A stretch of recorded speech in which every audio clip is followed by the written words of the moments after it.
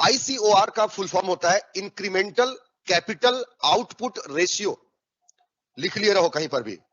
आईसीओआर का full form होता है इंक्रीमेंटल कैपिटल आउटपुट रेशियो। ठीक है, पढ़ाने के दौरान नहीं आएगा कहीं पर, लेकिन ये याद रखो क्या होता है, पूछा जा सकता है टर्मिनोलॉजी में। आईसीओआर इंक्रीमेंटल कैपिटल आउटपुट रेशियो। और ये होता क्या है? प्रति इकाई उत्पादन पर आने वाली लागत। ठीक है, कॉस्ट पर प्रोडक्शन, प्रति इकाई उत्पादन पर आने वाली लागत। कहीं पर भी लिख करके रखो इसको, बहुत इंपॉर्टेंट कॉन्सेप्ट है। आईसीओआर इंक्रीमेंटल कैपिटल आउटपुट रेशियो, प्रति इकाई उत्पादन पर आने वाली लागत। इधर ध्यान सुनो बेटा, जैसे मान लीजिए कि कोई कंपनी है, जैसे ये मार्कर बना रही है, पेन बना रही है, तो मान लेते हैं बल्क में वो करोड़ों पेन बना रही है।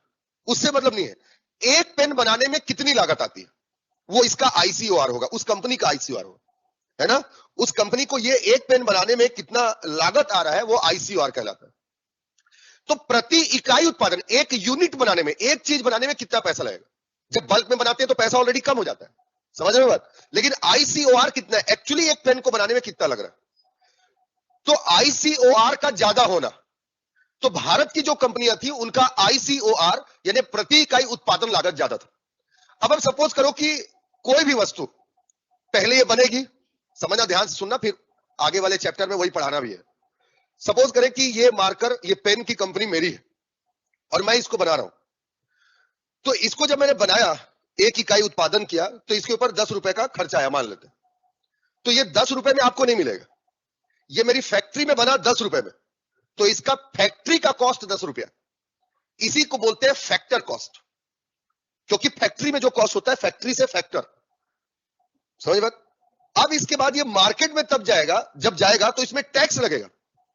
तो जब फैक्टर कॉस्ट में टैक्स जोड़ देते हैं और वो मार्केट में पहुंचता है, तो उसको फिर क्या बोलते हैं, मार्केट कॉस्ट। जिस कीमत पर आपको मिलता है वो अलग होता है और प्रति इकाई उत्पादन लागत अलग होता है उसका, समझ आए। तो भारत की जो कंपनियां थी उसकी प्रति इकाई उत्पादन लागत ज्यादा थी। अब सपोज करें कि इसकी अभी 10 रुपए बढ़ करके 100 रुपया हो गई। अच्छा, 10 रुपए था, 5 रुपए टैक्स था, तो 15 में मिल रहा था। अब 100 रुपए बढ़ा, 5 रुपए टैक्स है, तो 105 में मिलेगा।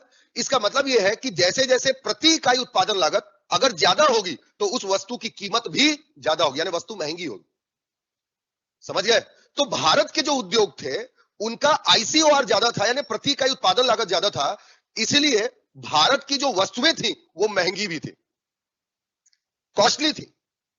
और जो विदेशों से जो चीजें आती थी उनका आईसीओआर कम था, यानी वो सस्ती पड़ती थी, समझ रहे हो।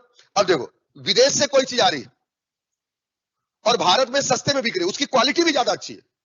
भारत में कोई चीज बन रही, क्वालिटी कम है और उसका रेट ज्यादा है, कीमत ज्यादा है। तो भारत की चीजें भारत के लोग ही नहीं खरीदते थे, विदेशी कहां से खरीदेंगे। यानी एक्सपोर्ट क्या था, कम था, निर्यात कम था, और हम लोग पूरा विदेशी चीज खरीद रहे थे।